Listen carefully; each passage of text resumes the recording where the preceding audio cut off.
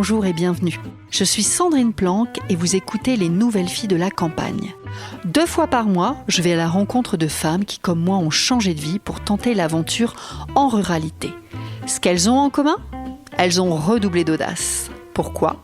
Eh bien, en allant vivre à la campagne, et comme si ça n'était pas déjà un sacré défi, elles ont changé de métier, développé une nouvelle activité, un projet, une passion, voire adopté un nouveau mode de vie. Grâce à nos échanges, je vous révèle tout de leur arrivée en ruralité, de leur projet de départ, leur intention, de leur nouvelle vie qui les a transformées, de leur joie et par moments de leurs craintes. Je vous offre des témoignages motivants, rafraîchissants, qui vous feront, je l'espère, sourire, plaisir et peut-être vous donneront envie de sauter le pas ou simplement d'y réfléchir. Maintenant, je vous emmène dans ma campagne. Alors aujourd'hui, je reçois Sophie. Bonjour Sophie. Et bonjour. Est-ce que tu peux te présenter, alors nous dire qui tu es et de qui est composée ta famille ? Et je suis Sophie et ma famille est composée de Pierre-Yves, mon conjoint, et de 2 enfants, Élise et Gaston. Ils ont quel âge ? 5 et 3 ans.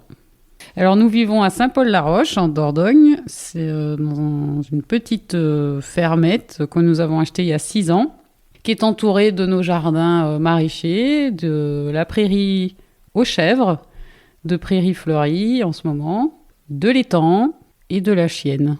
Ta vie d'avant, c'était où ? Alors, ma vie avant je vivais en Belgique, je vivais à Liège et je travaillais à Bruxelles. On va rentrer dans le vif du sujet. Si on commence par le changement de territoire, alors déjà, vous avez changé, non pas de région, mais vous avez changé de pays. Pourquoi changement de pays ? Pourquoi la Nouvelle-Aquitaine ? Pourquoi la Dordogne ? On a décidé de changer de pays parce qu'on a été voir 2-3 endroits en Belgique pour acheter une ferme et où c'était, si on voulait acheter ce qu'on voulait, ce qu'on désirait. Ouais. Pour le projet agricole, c'était un endettement à 50 ans. D'accord. Et en plus de ça, on voulait une région assez isolée les uns des autres. En Belgique, il y a 11 millions d'habitants pour... un pays qui est grand comme la Dordogne, donc on est tous les uns sur les autres. Et j'ai une copine qui habite en Aveyron. On est allé voir un peu l'Aveyron et je ne sais pas vraiment pourquoi. On est arrivé en Dordogne pour visiter des maisons. Un peu le hasard, quoi. Et bon, l'Aveyron, c'était cool, mais c'était un peu trop cher pour nous. Et donc, la Dordogne nous plaisait en termes de paysage et les quelques personnes qu'on a rencontrées au moment où on visitait les maisons nous paraissaient sympas et accueillantes. Il y avait quand même le facteur météo qu'on a considéré. Pour le projet ? Par rapport au projet ? Par rapport au projet, oui. Par rapport à la Belgique, il y a beaucoup plus d'heures d'ensoleillement sur une année. Et pour faire pousser les légumes, c'est pas mal. Et il y pleut. Ouais. Il y pleut autant qu'en Belgique. Bon, c'était les données de 2014, donc voilà, on est en 2023, ça a sûrement changé. Mais on ne voulait pas être dans le sud de la France où on allait peiner pour avoir de l'eau et faire pousser les légumes. Donc le territoire, finalement, se prêtait bien au projet. Oui. C'est ça. Et ça remonte à quelle année ? Alors, on est venu visiter en 2016. Oui, 2016. Vous aviez voyagé avant tout ça ? On est parti en Nouvelle-Zélande avec Pierre-Yves, vivre 4 mois dans des fermes et faire de la randonnée. Donc, on a fait du woofing dans des fermes maraîchères. Apprendre à travailler à 2. Ce qui était pas mal. Ça, c'est avant, c'est dans la construction de votre projet ? En réalité, on est parti fin décembre 2015 à fin mars 2016. Et mois de mai, on partait en France pour visiter des maisons. Donc, c'était avant. En fait, tout s'est un peu enchaîné. Complètement. Ça s'est bien passé en Nouvelle-Zélande ? Eh bien, ça s'est bien passé. C'est un super pays et on rencontre des gens super riches et super serviables. Le retour a été très compliqué. Et sinon, c'était aussi très chouette. Quand on est en voyage, je pense qu'on apprend à se connaître soi et davantage l'autre aussi. Et c'était une chouette expérience à faire, je pense, avant de quitter notre propre pays pour faire ce qu'on allait faire, quoi. Alors, vivre sur un territoire rural, pour toi, c'est comment ? Qu'est-ce qui te plaît ici ? Mais le calme, parce qu'on vivait donc En ville. on bossait en ville, dans un hôpital donc complètement renfermé. Et ce qu'on apprécie aussi particulièrement dans notre village, dans ce secteur du Périgord, c'est le côté un peu alternatif comme ça, où en Belgique c'était inexistant, j'ai l'impression. Ça veut dire quoi pour toi le côté alternatif, pardon? Eh ben, c'est le côté où tout le monde peut être habillé n'importe comment, tout le monde s'en fiche, les gamins ils dansent avec les papis et les mamies, c'est le côté naturel. On enlève un peu les codes? On enlève les codes, il n'y a pas de matérialisme, ou s'il y en a, il est pas très visible. C'est ça que vous veniez aussi chercher, tu penses? C'était un souhait? Ou c'est caché, quelque chose alors. que tu as découvert? C'était un souhait caché, ouais. C'est quelque chose que j'ai découvert, ouais. Je vais ajouter une question qui me vient spontanément, mais est-ce que ça veut dire que la Sophie qui habitait à Liège et qui travaillait à Bruxelles, c'est pas la Sophie que j'ai en face de moi aujourd'hui? Sans doute, oui. Physiquement, tu vois, la manière dont tu peux t'habiller ou être? Eh bien oui, avant, c'était pas possible d'aller à la pharmacie en sabot et en short, quoi. Donc ça a changé. Et là, maintenant, j'y vais sans scrupule. Je sais que personne ne me regarde. En Belgique, on allait... j'allais être jetée, quoi, et peut-être mal considérée. Si on reprend un peu l'histoire, le changement de territoire, c'est amorcé en même temps que votre changement de travail, puisque c'est pas que ton projet, c'est un projet commun. Pourquoi un changement de travail? Alors, est-ce que tu peux nous rappeler ce que vous faisiez l'un et l'autre à Liège, à Bruxelles, du coup? Oui, Pierre-Yves, il était infirmier, il travaillait en soins palliatifs dans un hôpital à Liège, lui. Ouais. Et moi, j'étais diététicienne pédiatrique et je travaillais dans un hôpital pour enfants malades. Et D'accord. j'adaptais l'alimentation en fonction de la maladie. Je travaillais avec des enfants qui ont une maladie métabolique, donc ils naissent avec cette maladie. Donc ils ont un régime à suivre à vie qui est un régime absolument horrible. Et donc je voyais les enfants depuis la naissance jusqu'à leurs 18 ans. Enfin, je n'ai pas travaillé 18 ans à l'hôpital, mais on les suivait pendant leur croissance. C'est quand même des métiers avec beaucoup de valeur et beaucoup de sens et d'utilité. Et c'était ça, sans prétention. Pour les enfants avec lesquels je travaillais, le seul traitement, c'était le régime. Donc c'était hyper valorisant de savoir que, je ne faisais pas toute seule, il y avait toujours un docteur pour superviser mes calculs, mais c'était hyper valorisant de voir le résultat, d'éduquer les enfants, les parents. On faisait des ateliers aussi un peu d'éducation à la santé, avec tous les enfants qui avaient la même maladie. Donc on leur apprenait à cuisiner certains trucs. C'était un très chouette boulot. Je fais une aparté, mais du coup, tu as un diplôme, une formation de nutritionniste, diététicienne à la base, et après un peu spécifique par rapport à... La pédiatrie. D'accord. Donc c'était 3 ans de diététique et puis 1 an de spécialisation en pédiatrie. Ok. Donc, dit comme ça, c'est des métiers quand même avec beaucoup de sens, beaucoup de valeur, beaucoup d'utilité. Pourquoi vous décidez de changer de métier? Mais notre boulot actuel a aussi du sens et de l'utilité, ouais, tout à fait. À mes yeux. Ouais. En fait, moi, à chaque anniversaire, quand j'étais petite, on me demandait ce que je voulais et je disais une chèvre ou des ânes. Bon, je les ai jamais eus. Et en fait, j'ai l'impression que moi, mon parcours, c'était que déjà petite, je rêvais d'avoir des animaux. Quand j'ai dû étudier pour avoir ce diplôme de diététicienne, je disais à mes parents que en fait, je voulais pas faire ça, je voulais faire fermière. Et puis en fait, j'avais toujours un projet agricole dans le fond.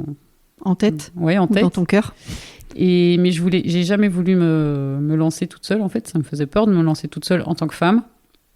Et en fait, quelque part, inconsciemment, j'ai attendu la rencontre avec Pierre-Yves, qui lui avait aussi un projet agricole en tête. Et voilà, et puis on s'est rencontrés, on a voyagé, et ça s'est concrétisé assez vite, quoi. C'est un peu ça l'histoire.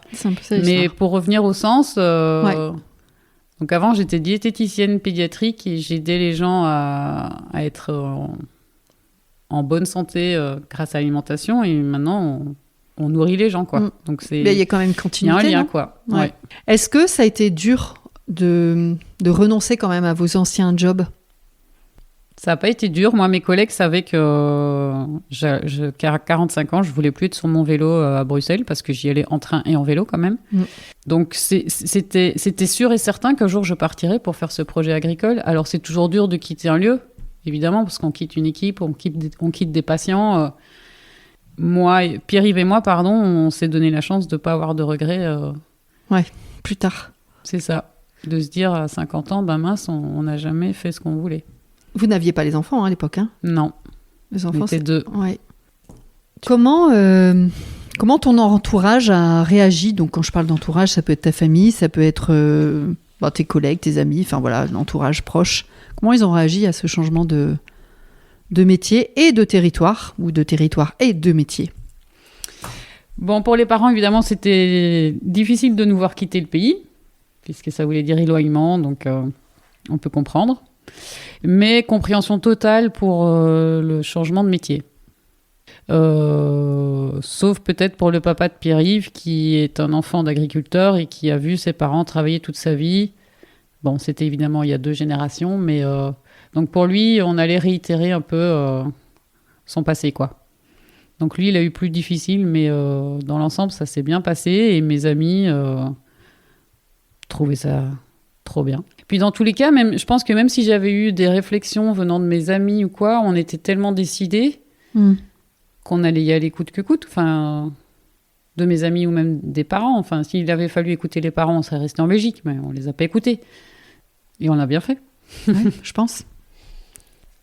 Est-ce que tu penses qu'il y a un bon moment pour passer le cap? Alors, quand je parle de passer le cap, ça peut être de changement de territoire comme de changement de métier, l'un ou l'autre, les deux. Est-ce que tu penses qu'il y a un moment opportun dans la vie? C'est difficile de conseiller, mais moi je dirais quand la situation s'y prête, quoi, et quand il faut quand même un peu aussi mûrir, enfin réfléchir son projet et pas se lancer en se disant ouais, je vais faire des chèvres et puis on n'a jamais traité une chèvre, quoi. Il faut quand même un peu, je pense, réfléchir en termes d'investissement, de technique. Est-ce que c'est vraiment ce boulot-là qu'on a envie? C'est des longues journées, enfin. Parce que finalement, toi, ton métier, tu l'avais pas testé. Enfin, ton nouveau métier, tu l'avais pas testé avant. Je l'ai testé, si on peut le dire, un peu en Nouvelle-Zélande, quoi, ouais. Ouais. Voilà. Mais Ouais, c'est vrai.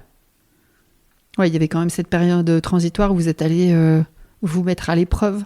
C'est ça. Ça peut être un bon conseil finalement. Eh ben ouais, c'est vrai que maintenant que tu le dis. Ah, c'est de faire un vie ma vie quelque part. Enfin. Ouais, complètement. C'est ça. Même si c'est pas la même chose, parce que là, on finissait nos journées, mais quelque part, on s'en fichait si toutes les patates n'étaient pas ramassées, parce que c'était pas les nôtres. Bien sûr. Que là, quand il est 20h et qu'on n'a pas fini aux patates, mais on croise les doigts pour pas qu'il pleuve la nuit. Enfin, c'est pas la même pression, mais quand même, on apprend. Et puis en couple, si c'est un projet de couple, c'est pas mal de faire l'expérience à 2, quoi. Ouais. Parce que on se connaît en tant que couple, mais on se connaît pas en tant que collègue. Collègue, exact. On a tous des méthodes de travail différentes. Et suite à ce voyage ou cette expérimentation, il n'y a pas un moment donné où vous vous êtes dit non, finalement. Jamais. D'accord. Est-ce que tu peux m'expliquer comment vous vous êtes formé? Donc Pierre-Yves, il avait fait pas mal de woofing en Nouvelle-Zélande, donc il s'y connaissait quand même un peu en maraîchage. Et pour ma part, en arrivant ici, j'ai fait un BPREA. Ouais. Au lycée agricole de Périgueux, là, et voilà, on a fait quelques stages. Ils expliquent les différentes étapes pour l'installation agricole, ce qui est pas mal. Et puis on s'est créé un petit réseau déjà, parce que quand on est arrivé, on connaissait évidemment personne, donc voilà, c'était pas mal de faire ce BPREA pour tous ces aspects. Tu fais des stages pendant ce diplôme? Oui, 2 stages de 5 semaines. Qu'est-ce que t'es allé où? T'as fait quoi? Je suis allée chez un maraîcher à Busserolles qui est en autonomie complète en eau et en électricité, qui travaille en traction animale. Parce qu'au départ, j'aurais bien voulu travailler en traction animale. Et donc, c'était l'occasion de tester. Et l'autre stage, il fallait choisir une autre option. Donc, j'ai choisi l'arboriculture. Je suis allée chez un pomiculteur bio, donc. Pas loin d'ici. Et super cool, tout petit, travaille tout seul. Quelles ressources ou quelles personnes t'ont aidé tout au long de cette transition de carrière? Il y a des... Eh bien, notre première année, on a été suivis par AgroBio, donc c'est une association en Dordogne qui promeut la bio. Et en fait, elle organise une formation qui s'appelle la formation maîtrise des pratiques. C'est-à-dire que la première année, on avait un parrain, un tuteur, un référent, qui venait nous voir tous les 15 jours. Donc c'était de notre choix, bien sûr. Et on faisait le tour du jardin, répondait à nos questions, il nous disait, il observait, il nous disait ce qui allait pas, voilà. Enfin, tu as une espèce d'accompagnement pendant le... C'est ça, pendant la première année, ça dure 1 an donc. Et c'était vachement rassurant. Si on rentre un peu dans le concret de ton métier, de votre métier, est-ce que tu peux me décrire une journée ? En maraîchage, le rythme, en maraîchage ou peut-être dans d'autres, mais le rythme est fort différent l'été de l'hiver. Oui. Et on fonctionne pas mal au final avec la lumière du soleil. Mais là, on est en été, donc je peux décrire une journée d'été. Si tu veux. Eh bien, ma journée, je parle de la mienne, parce que celle de Pierre-Yves n'est pas la même, c'est traite des chèvres, parce qu'accessoirement, on a quelques chèvres pour notre production personnelle, donc je traite les chèvres. Puis on a quand même 2 enfants. Il est quelle heure, là ? Il est 6 heures. On a 2 enfants en bas âge dont il faut s'occuper pour partir à l'école, tout ça. Donc, je m'en occupe. Et puis après, c'est récolte. Alors, la répartition des légumes, elle est faite de telle sorte que moi, je fais tomates, concombres, courgettes. Mais donc, vous avez chacun vos légumes ? Bien sûr. D'accord. Mais comme ça, le matin, il n'y a pas à dire est-ce que tu as fait ci ou est-ce que tu as fait ça. C'est une répartition et on sait que chacun a ses légumes, quoi. Ok, très bien. Et c'est des légumes qu'il faut récolter tous les jours ou tous les 2 jours. Et donc, j'y suis pendant 1 heure, 1 heure et demie à récolter. Voilà. Puis après, c'est en fonction du jour, c'est préparation de commandes pour les magasins ou pour les livraisons de collègues ou préparation du marché. Donc, les légumes, vos légumes, on peut les trouver au marché, en Biocoop. À la ferme. À la ferme, donc c'est vrai que tu fais un point relais, en tout cas on peut venir les chercher chez toi. Et après il y a autre chose ? Et à la cantine du village. Ah top, ok. Alors ta journée, donc là tu es en train de préparer les commandes pour les magasins, etc. Ensuite, en fonction sûrement que c'est l'heure de midi, sinon on va désherber parce que cette saison, tout pousse. Ouais. Et puis, il y a quand même de temps en temps des plantations patates ou choux, donc des gros chantiers à faire. Mais ça, c'est pas tous les jours, quoi. C'est par période. Par période, c'est ça, oui. Mais en été, là, la grosse partie, c'est récolte et désherbage quand même. Hein. Et est-ce que c'est la partie la plus intense en ce moment de travail, je veux dire ? La plus physique, tu veux dire ? Oui, la plus physique. La récolte, c'est quand même pas mal physique parce que les caisses de légumes, il faut les porter, il faut les ranger, tout ça. Désherbage, c'est physique quand il fait 35 degrés. Ouais. Sinon, ça va. Et est-ce que ça veut dire que l'hiver, c'est plus cool ? L'hiver, il n'y a pas de pression. On fait un peu ce qu'on veut. C'est-à-dire que les légumes, on les récolte quand il y a besoin. Les haricots, on ne peut pas se dire on les récolte quand il y a besoin. Ouais. Parce que sinon, ça va faire des gros haricots. Ou des légumes pas présentables, voilà. Donc, il y a une régularité à avoir l'été qu'en hiver, on peut un peu plus se la couler douce. Non, mais est-ce qu'il y a d'autres incontournables dans tes journées avec ce nouveau métier ? C'est pas au quotidien, mais ça doit se faire régulièrement. C'est la comptabilité. Si on veut savoir comment la ferme, elle tourne, il faut... Et j'imagine que la comptabilité, c'est une de tes passions. C'est ça, et bizarrement, cette tâche m'a été allouée. Bizarrement, ouais. Alors, chacun ses légumes, et par contre, la comptabilité, c'est que pour toi. L'homme au tracteur, la fille à la compta. Mais c'est à peu près comme ça dans beaucoup de fermes. Aussi jeune soit-elle, aussi vieille soit-elle, ouais, c'est une constatation. Encore toute la partie administrative et comptabilité. Et souvent, la vente, c'est la femme aussi. Ouais. Qui m'en a parlé la semaine dernière ? Tiens, au marché, effectivement, la plupart du temps, sur un couple d'agriculteurs, maraîchers, etc., c'est la femme qui est au marché. C'est très rare que ce soit l'homme. Ça t'embête ? En fait, à la base, c'est Pierre-Yves qui aurait dû faire le marché.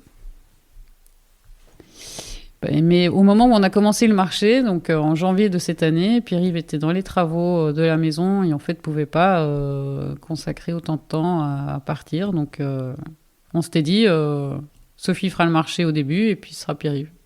Et puis en faisant le marché quelques semaines, quelques mois, je me suis rendu compte que les gens ils s'étaient habitués à moi et je ne sais pas si ça le faisait de changer. Et au final, moi ça me va bien. Ouais, chacun y trouve son compte, là, maintenant. Finalement, la répartition, elle est pas... Enfin, elle vous convient. Ouais, ça nous convient. Est-ce que tu penses que, justement, il faut certaines qualités ou tempéraments pour faire ce que tu fais aujourd'hui ? Il faut aimer le boulot, évidemment. Il faut aimer avoir les mains dans la terre, les mains sales, changer son confort de vie, comme tu l'as dit dans l'introduction. Il faut aimer se dépenser quand même, parce que c'est physique hein, quand on est sous le soleil à planter ou à désherber. Enfin, on sue, quoi. Et puis on peut pas se dire j'y reviens dans une heure parce que ça n'a pas avancé. Donc il faut avoir du courage quand même aussi, ouais. Il faut être volontaire.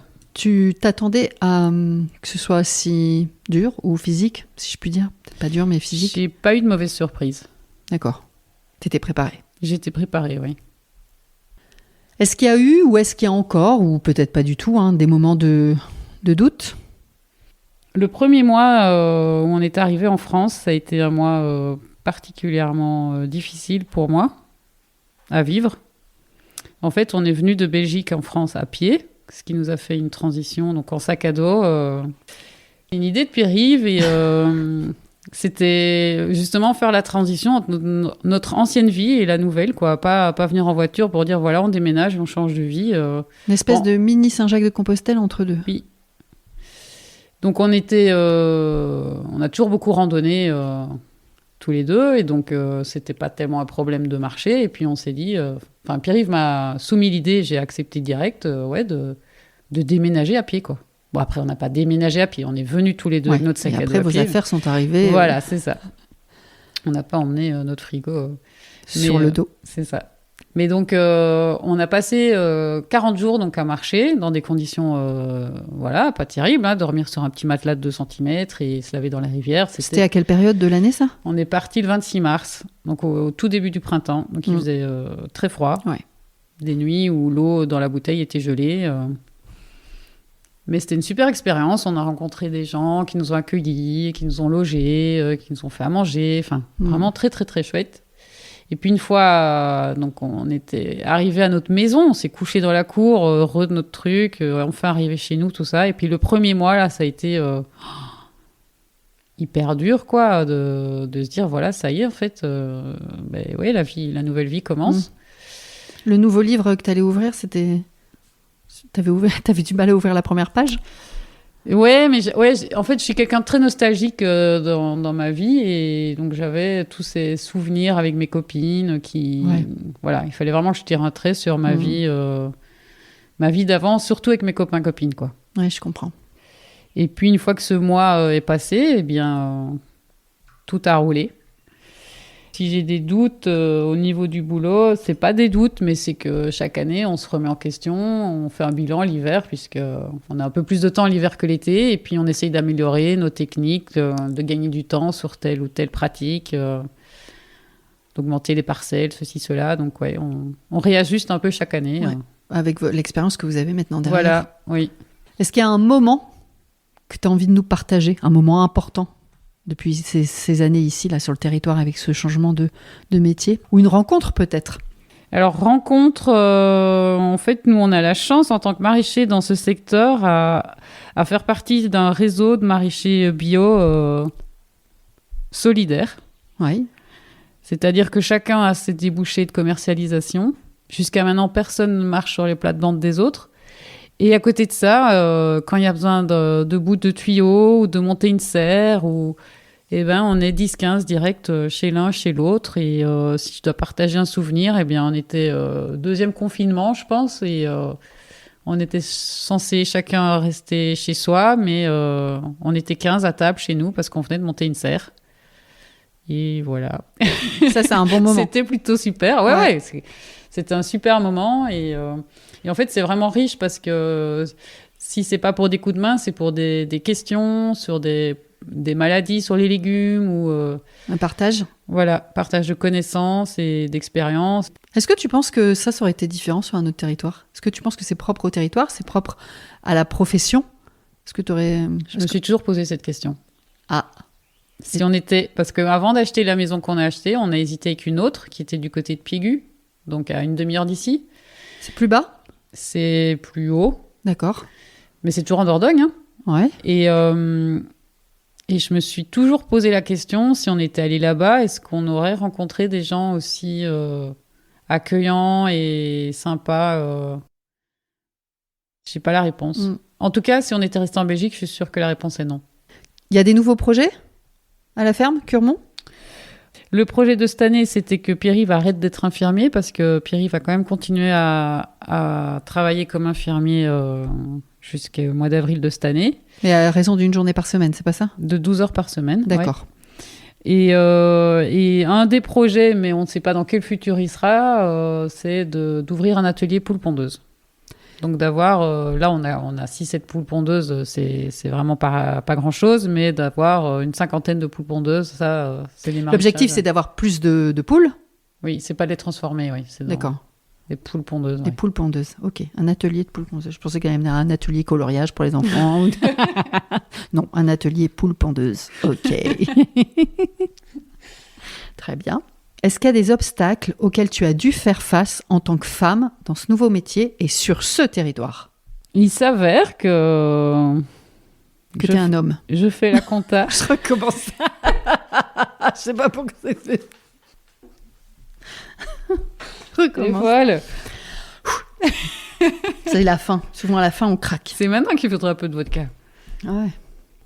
Est-ce qu'il y a des obstacles auxquels tu as dû faire face en tant que femme dans ce nouveau métier et de surcroît sur un nouveau territoire ? Si je dois parler du territoire et de ma place en tant que femme, je la vois pas. Je me sens bien en tant que femme dans ce territoire. Est-ce que, en termes de statut juridique sur votre exploitation, c'est qui le boss ? C'est moi. Ah, ça c'est bien. C'est bien, mais c'est que dans les papiers. Et puis en plus, c'est toi qui les fais, les papiers. Oui. Et c'est difficile, tu penses quand même, sur le territoire, d'être identifié comme la bosse ? Ou alors ils ne savent même pas ? Parce que je pense que des fois, sur le marché, je ne sais plus qui me disait, ou alors pas sur le marché, mais sur l'exploitation, il est où le patron ? Alors que le patron, c'est madame. Ça t'est déjà arrivé, cette situation ? Peut-être, mais ça me choque pas. En fait, c'est pas flagrant. Mais moi, ce qui me choque le plus, ou choc, c'est peut-être un mot trop fort, mais ce qui me heurte, c'est que c'est la génération papy qui, quand nous sommes deux devant le papy ou la mamie, ne parle que à Pierre-Yves. Ah oui. Parce qu'on l'identifie comme le boss. C'est la personne. L'agriculteur. Voilà, oui. Mais même si on parle de la pluie et du beau temps, quoi, la femme est inexistante. Après, je sais qu'on est considéré quand même par ces gens, même moi en tant que femme, parce que ils voient comment est le jardin et ils se doutent qu'il n'y a pas que Pierre-Yves qui travaille tout seul et que j'y mets quand même un peu les mains. Et comme ici, j'ai l'impression que dans cette région, on est considéré par l'ancienne génération, on est considéré, si on travaille, on est bien considéré. Papy, mamie, ils voient que chez nous, ça boulotte et donc ils ont de l'estime pour nous, quoi. Tu as réussi à asseoir ta crédibilité en montrant ton travail. Même si dans les discussions, je m'incline, je sais que j'existe pas dans la discussion, mais j'ai accepté ça par rapport à cette génération uniquement. Ouais, c'est ce que j'allais te dire, c'est uniquement sur cette génération-là. Est-ce que tu as quelque chose à ajouter là-dessus, sur le fait, sur les préjugés, les stéréotypes liés femmes, territoire, ruralité ? Ou tu penses qu'on a fait le tour ? Je veux juste insister que c'est une question de génération. Ce changement de métier, ce changement de territoire, est-ce que ça t'a changé, toi, en tant que femme ? Peut-être que ce qui a changé en moi, c'est le regard que les autres portent à mon égard, justement par rapport à ce qu'on vient de dire. Que le papy me regarde pas quand on parle, en fait, je m'en fiche parce que moi, je sais que s'il y a des patates et des haricots au jardin, c'est en partie grâce à mon travail et voilà. Je sais ce que je vaux et voilà. C'est ce qui compte pour moi. Quel est le meilleur conseil qu'on t'a pas donné et que tu voudrais partager aujourd'hui aux hommes et aux femmes qui auraient peut-être envie de sauter le pas sur un changement de territoire ou sur un changement de métier ? Est-ce qu'il y en a un ou plusieurs ? C'est une question hyper dure pour moi. Ouais. Mais j'ai quand même envie d'y répondre et je me suis cassé la tête Je dirais que le conseil qu'on m'a pas donné, c'est que agriculture et enfants, c'est pas évident. Nous, Élise, elle est née la première année. Hein. On a monté les serres avec Élise dans la poussette. Il pleuvait. Donc, nous, on a fait tout en même temps, si on peut dire. On essaye de se dire qu'on a fait le plus dur. C'est qu'on a construit notre famille et notre projet en même temps et que là, les enfants grandissent. Et... Je pense que ça ne pourrait être que plus simple. C'est ce qu'on espère. Moi, je crois. Est-ce qu'il y a une femme ou des femmes auxquelles tu penses et qui pourraient prendre la parole sur ce podcast ? Bénédicte et Nadège, qui font toutes les deux du maraîchage, mais sur 2 fermes différentes. Et qui ont changé de territoire. Exactement, oui. Qu'est-ce que tu as gagné en changeant de travail, en changeant de métier et en changeant de territoire ? J'ai gagné de travailler chez moi, même si c'est un revers. Ouais. C'est un gain parce que là où en Belgique, j'avais 1h45, comme je l'ai dit, de trajet. Donc, ça change beaucoup. J'ai gagné en tranquillité et en calme. Et puis, on a gagné ce qu'on cherchait, c'était d'être loin des gens. Enfin, éloigner de la foule. De la foule. Par contre, tu viens de dire un revers. Oui. Tu peux m'en dire plus ? Que le bureau, c'est la maison. Et donc, parfois, la vie professionnelle prend le dessus sur la vie privée. Et ça peut être considéré comme un revers. Parfois, à table, on se rend compte qu'on parle que de boulot, quoi. Ouais, tout est très intimement lié. Et ça peut être compliqué. Il faut pouvoir mettre... et c'est pas facile. Et c'est ça aussi qui, justement, au fur et à mesure du temps, ça a évolué. Mettre une barrière, quoi. Avant, la première année, on faisait aucune pause. 7 jours sur 7, sans pause. Bon, les enfants sont arrivés, donc on s'est dit quand même, on va pas leur imposer ça. Et maintenant, on arrive à s'octroyer un peu de temps chaque semaine pour profiter à 4. Et des moments pour toi, il y en a ? Pas encore, mais c'est en cours de réflexion. En négociation ou en réflexion ? Non, c'est pas la négociation, c'est de la réflexion et du lâcher-prise de ma part. En fait, j'ai toujours des remords si je laisse Pierre-Yves, comme là, en fait, aujourd'hui, laisser Pierre-Yves bosser, alors que moi, je prends du bon temps, quoi. Même si je vais promener 1 heure toute seule, je vais toujours penser à la ferme, mais en fait, ce sera pas complètement... À la ferme ou aux enfants ? Ou les deux ? Ouais, un peu aux deux, oui. Pierre-Yves, il a bossé comme infirmier encore donc, jusqu'au mois d'avril de cette année. Donc, pendant 4 ans, il a bossé comme infirmier. C'était pas toujours facile pour moi de se dire que lui bossait ailleurs, ce qui lui demandait un gros effort parce qu'il bossait donc dans un EHPAD ou avec un système de soins qui devient décadent. Bon, on va pas rentrer dans le débat, mais c'était un effort pour lui d'aller bosser et moi qui restais à faire ce qu'on aime bien de faire. C'était du boulot, certes, mais... et donc, j'ai eu souvent des... Je sais pas si des remords, mais... Culpabilisé, ouais. Une culpabilisation, ouais, à ce sujet-là. Après, je pense qu'il est quand même content quand tu passes du bon temps ailleurs, puis tu reviens pleine d'énergie, ou tu reviens...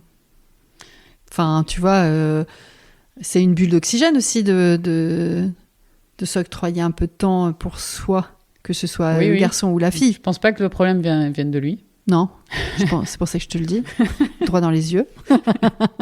Mais je suis consciente de ça. Mais ça, c'est un truc de fille. Hein. Peut-être bien. De maman et de femme. Parce que depuis la nuit des temps, on s'occupe des autres. Oui, on assiste, oui. Mais en même temps, il n'y a pas non plus beaucoup d'opportunités de créneaux horaires, quoi. Oui, non. Justement, si on n'a pas beaucoup, d'en avoir une de temps en temps. C'est stoppé. Est-ce que tu veux nous partager quelque chose dont tu serais vraiment le plus fier, la plus fière ? Si je dois répondre à la question, ce dont je suis le plus fier, je pense que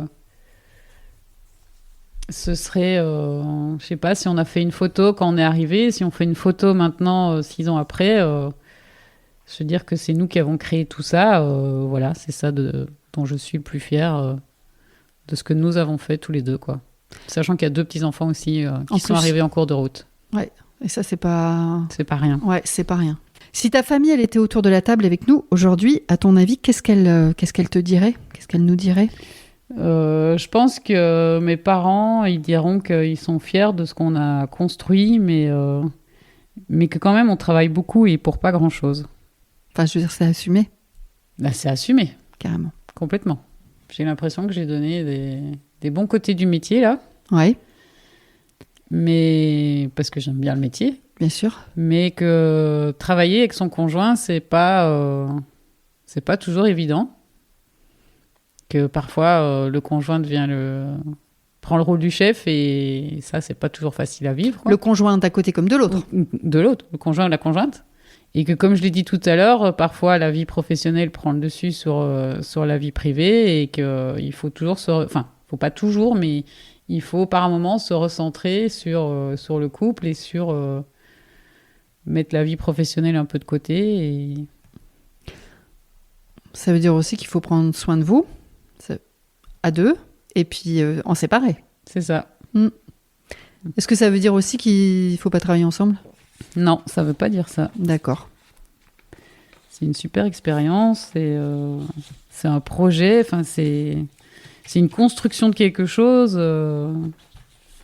qui est, à mon avis, dans mon cas, indispensable à faire en couple, quoi. Mais en tout cas, c'est quelque chose d'important à savoir pour celles et ceux qui voudraient... Oui. C'est ça que tu veux c'est partager ? C'est ça que je veux transmettre, oui.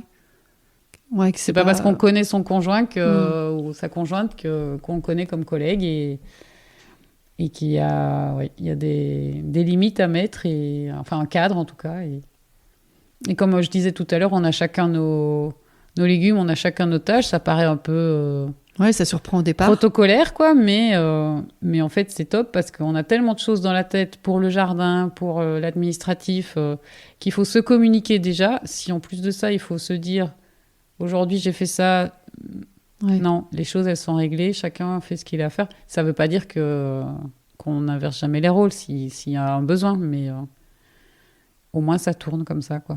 Maintenant que tu le sais, si tu revenais en arrière, tu le ferais quand même ? Je le ferais quand même, oui, parce que comme je l'ai dit, je pense que... pour nous deux, c'est indispensable de le faire tous les deux. Oui. Merci pour votre écoute, merci d'être resté jusqu'au bout de notre échange. Et si vous voulez continuer à m'encourager et surtout à faire connaître le podcast, eh bien vous pouvez mettre 5 étoiles et un commentaire sympathique sur Apple Podcast et Spotify. Surtout, vous n'oubliez pas de vous abonner à la chaîne de podcast pour être notifié des nouveaux épisodes. Et si vous voulez faire partie de la communauté des nouvelles filles de la campagne, eh bien abonnez-vous à la newsletter. Alors soit vous m'écrivez sur les nouvelles filles de la campagne @gmail.com, tout attaché en minuscules, ou vous me contactez sur les réseaux sociaux des nouvelles filles de la campagne, Instagram et Facebook. Je vous dévoile les coulisses des nouvelles filles de la campagne, des tips, des astuces, des sujets, la sortie des nouveaux épisodes et plein d'autres surprises. Alors un grand merci et je vous dis à bientôt. Ciao!